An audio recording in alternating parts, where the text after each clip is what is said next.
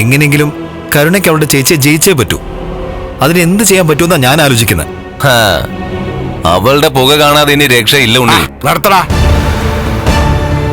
എത്ര തവണ അവരുടെ പുക കാണാൻ വേണ്ടി നടന്നു. നിങ്ങൾ മാത്രമല്ല, ഞാനും പ്രതാപനും ഒക്കെ. എന്നിട്ട് ഈ ഗതിയിലായി. അവളും അവളുടെ എഞ്ചിനീയറും വീഴാത്ത തട്ട ഞാൻ ചവിട്ടി വീണത്. ഇതൊക്കെ അത്ഭുതം അല്ലെങ്കിൽ പിന്നെ എന്താടാ? അങ്ങനെ ഒരുത്തിയെ കൊല്ലാൻ വലിയ പാടാ മോനെ. എടാ, ഇങ്ങേര് പറയുന്നത് കേട്ടോണ്ടിരുന്നാലേ കാര്യമൊന്നും നടക്കില്ല. എടാ, നമ്മൾ ഒരു പ്രാവശ്യം തോറ്റ പിന്നെ നമ്മൾ അടുത്ത മാർഗം തേടണം.